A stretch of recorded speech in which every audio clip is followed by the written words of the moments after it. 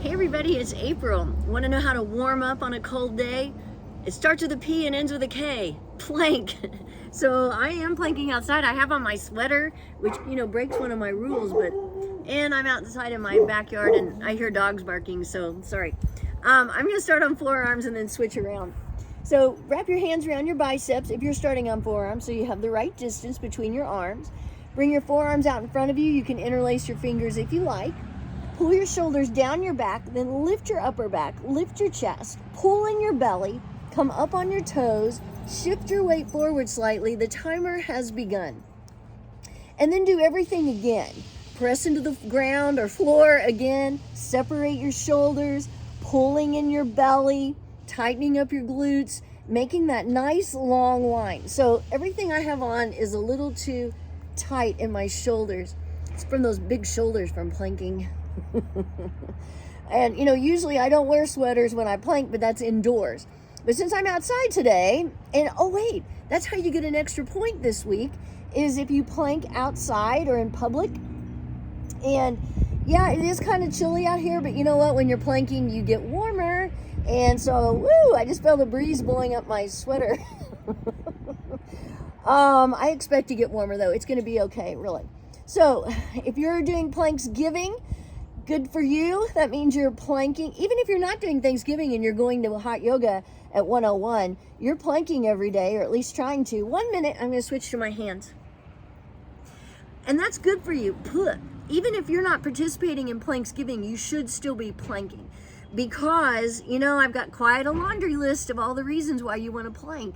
There's strengthening your shoulders, toning and strengthening your arms, your legs, toning up your abs, toning your glutes, improving your posture. I mean, plank has it going on. And that's one reason why we do Planksgiving every year. And your goal is to try and work up to a 5-minute plank. So if you started off with your minute, then maybe the next week you do 2, and maybe the following week 3, so that by the end of Planksgiving, maybe you can work up to 5 minutes. And remember, you can switch around like I am today. When we get to 2 minutes, I'm going to switch to my forearms. So, but again, you don't want to be switching the whole time. You want to switch on the half minute or the minute. We're on 2 minutes right now. So I'm switching back to forearms, lifting a leg. Make sure you come into your good plank again. So I'm pressing into the ground, my mat, separating my shoulders, pulling in my belly. Every time you switch, you got to think about it again. And even while you're planking, I still have to think about it. Make sure I'm pulling in my navel. Ooh, I felt things adjusting then.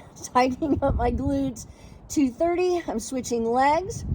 And if you Google how to do a 5-minute plank, this is how it shows you to do it. Although I think it starts on hands and ends on forearms. I like ending on hands instead of forearms, but that's just me. So you can switch it around however you like. But again, don't switch every 5 or 10 seconds. You want to switch every 30 seconds or every minute. Otherwise, that's all you're doing is switching. And the idea is 3 minutes. I'm going to switch to side plank. You want to work up to holding a plank for 5 minutes. And you don't have to do it just on your hands or your forearms that whole 5 minutes. You can switch. It's okay. So if you switch to side plank, actively lifting your hips. Woo, I have too much wind going up my blouse. You know what? I'm not getting hot at all today. I am not feeling warm, but I'm not freezing either. So there's that in mind. 3:30, I'm switching sides. Gonna move my stopwatch so I can still see it. Stacking your feet or bringing your top foot in front of you, lifting out of your bottom arm, lifting your hips, actively reaching your top arm toward the sky, pressing the sole of your bottom foot toward the floor. We're almost at 4 minutes. Can you believe it? Keep holding, keep breathing. You can do this. And whew, we're at 4 minutes. We're almost there. So if you're working on that 5-minute plank, you work up to it. It doesn't just happen. I didn't decide to start planking, to start doing 5-minute planks, and then it just happened. I started with 1 minute. I added on. I kept adding on. And eventually, you just get stronger and stronger, and that makes it seem easier. But it's not that it's easy, it's just that you're stronger. And that's a good thing. Who doesn't want to be stronger? I like being stronger. I never knew that though. You know, when I was growing up, all they really pushed on women and young girls was to be skinny and pretty. And nobody ever talked about being in shape or fit or strong. And wow, if only I'd known that then, you know, what would my life have been like? I don't know.